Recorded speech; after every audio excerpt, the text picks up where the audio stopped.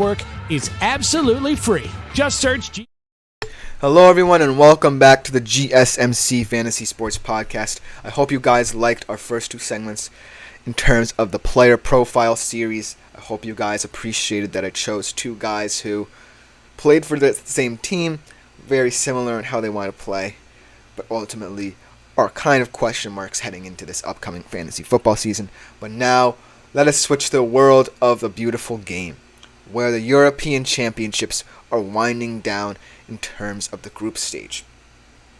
This is a little midweek update in terms of who I think the fantasy stars of the week are, and I guarantee you this segment is going to end on a little bit of a somber note.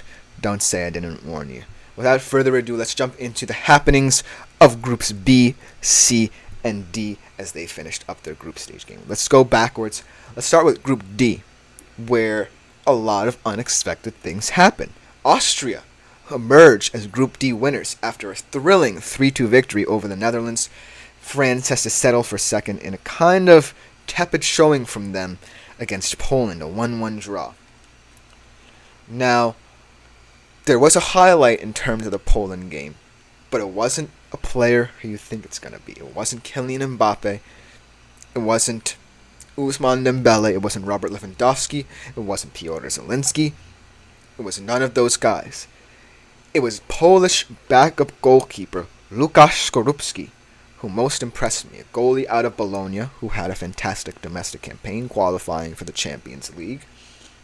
But Łukasz Skorupski comes in for Wojciech Szczesny, seemingly for no reason. Poland was just playing for pride, so Wojciech Szczesny certainly could have stayed in the lineup. Had a fantastic game. You guys may not even have rostered him because you may not even have heard of him. But he had 8 saves. He had 3 claims, 1 punch, and 2 clearances, holding that French lineup to 1 goal on a penalty. There's something to be said about that. So congratulations to Łukasz Skorupski for having one of the best goalkeeping performances of the tournament. I just want to appreciate some goalkeepers in my fantasy stars for these kind of segments. So Łukasz Skorupski, congratulations to you. Let's transition to the surprise game of the group then, Netherlands and Austria, where Austria needed to win this game in order to secure their place in the knockout rounds, but nobody expected that they would win the game and France would draw, resulting in them winning the group. Kudos to Ralf Rangnick for organizing this team with such a strong counter-pressing identity, the king of gegenpressing himself, at this Austrian side looking like not just a dark horse, but maybe potentially a favorite as they're on the safer side of the bracket. They don't have to face sides like Germany, Spain, Portugal, or France. So congratulations to Ralf Rangnick for getting through in first place in a very, very tough group. And one of the center pieces of his system is workhorse Marcel Sabitzer. Marcel Sabitzer is such a do-it-all midfielder, such an industrious player, one of my favorite rival players when he was at RB Leipzig to ever watch, just because he never got the headlines, never got the attention he deserved, but when he plays both internationally and out of the pressure of the RB Leipzig system, Marcel Sabitzer can shine. In this tournament, he has 74% pass accuracy.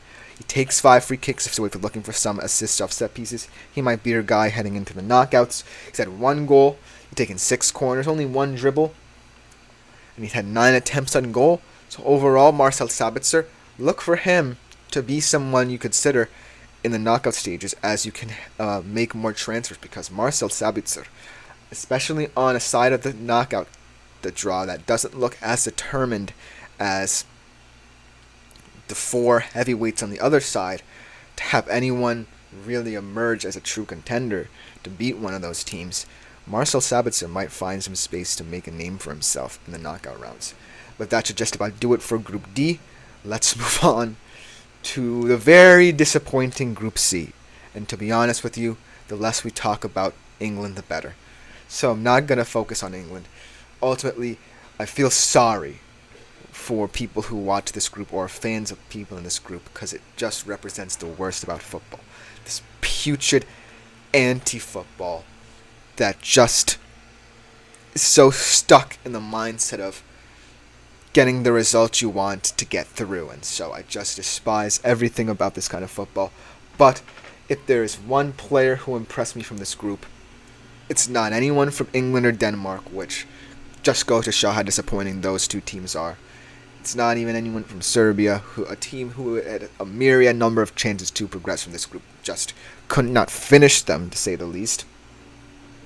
It's a player from mini Slovenia, the team I really want to congratulate in this group. A small, beautiful nation that had no expectations of advancing in this tournament. And yet, here they are in third place. One of the weirder ways to obtain third place, as ultimately they got more yellow cards than Denmark. If not, then they would have been in second place. But kudos to Slovenia. They look like a very well-coached outfit whose defensive identity is strong, and is one of their defenders who I would like to call out for his imperious performance, one of the most imperious performances by a defensive player on a smaller nation fighting for their lives to go to the knockouts that I've ever seen. In Žaka Bijal, the Slovenian center back, putting in a man of the match in my humble opinion performance. One of the more dominant players in Group C defensively, and is one of the many reasons why Slovenia are still here and still a force to be reckoned with. They're a pesky side, I must say. No matter how badly you think England played, Slovenia defended like their lives depended on it, and their supporters should be very, very happy they have such a very well-structured defense, because it could shock some people. But let's get to Žaka Bijal. 89% pass accuracy in this Euros tournament so far. 16 ball recoveries, 3 blocks, 27 of 31 clearances, 0 attempts conceded on target. In a group where it certainly doesn't look like the best on paper, you had teams like England and Denmark who had potential to score a lot of goals if they were up to it. But a Slovenian team that really wanted to focus on their defensive identity got rewarded for it. It may not be the prettiest way to get points, it may not be the prettiest way to win games, but Žaka Bijal, kudos to you, man. You guys may not even roster him in your Euros Fantasy squad in the knockouts, because whoever Slovenia does end up playing, they might be knocked out right away. But Žaka Bijal put in a performance that I can't ignore in a group that ultimately fell flat in terms of performance. I'm not even going to mention any England or Denmark players because they've just been so putrid. This group has just been the antithesis of what football fans want to watch in a tournament-style game. And so, Žaka Bijal, kudos to you for playing your game and your game to a T in a group where it really fell flat and did not exceed expectations. But now let's get into the group of death in Group B. A little happy, and to end the segment a little bittersweet, I must say. Group B, the group of death with Spain, Croatia, Italy, 3 heavyweights, and Albania, a team who punched above its weight. So, all the attention was on the Croatia-Italy game, though. The Spanish game, Spain all but had the group wrapped up. Albania was just fighting for pride. Maybe had they won, they would have gotten through, but let's leave it at that. But everyone's eyes were on the Croatia-Italy game. Who would ultimately come in second and secure their place in the knockout stages? Or could Croatia be one of the 4 best third-place teams should they get a result? And at the end of the day, it was Matteo Zaccagni rescuing Italy at the group of death, to advance in second, and ultimately Croatia is out of the tournament. But one player on Italy who caught my eyes was not necessarily an attacking player, and someone who is very new to tournament-style football, but I think can definitely shine as Italy progresses in this tournament, in Riccardo Calafiori. Everyone says he looks like Maldini, and he played like Maldini against Croatia. Fantastic performance. So well structured.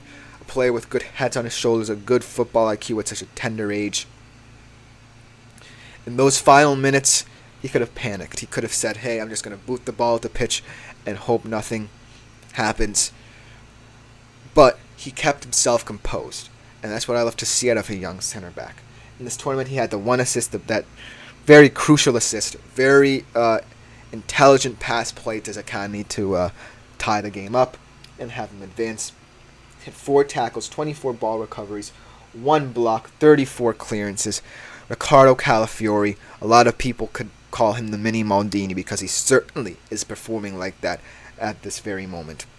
And now we go from a player who's just making his tournament debut to a player who may have had his last dance at a tournament.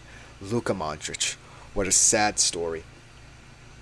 Ultimately, scoring the goal that could have rescued his country, but have it all lost in the final moments of that game when he's sitting on the bench and there was nothing he could do about it. But if this is truly it, we have to thank him for what he's done for the sport. A huge ambassador, not only to world football, but to Croatian football. What he did for this golden generation is unmatched. Croatia is a small country who always prides itself on these industrious golden generations. We saw it early in the 2000s with that golden generation, and now this kind of golden generation that's ending, and Luka Modric was a huge part of that. Fantastic tournament, even though people were kind of skeptical of him. He did have a fantastic tournament. The one goal that unfortunately was not enough. 89% pass accuracy, 9 free kicks, 4 corners, 9 dribbles. Truly incredible last 3 games, if it is in fact the last 3 games of his international and domestic career. So thank you so much to Luka Modric in these final moments of your career. I hope that you do not retire and that you do consider coming back for the 26th World Cup as Ronaldo is coming back. But if you do leave, you are a true titan of world football, especially for this generation of it. So I cannot thank Luka Modric enough. As a footy fan, you'll truly understand why. Thank you so much, Luka Modric, for what you have done for this beautiful game. But with that, ending on a somber note, that will just about conclude this Euros Fantasy segment. The end of the group stages is tonight as Groups E and F conclude. Group E looking like one of the better groups to keep your eye on, but that will just about do it for this segment. Coming up next, running backs get introduced to our player profile series. Some really exciting names, so you don't want to miss it. We will be right back on the GSMC Fantasy Sports Podcast to talk about them.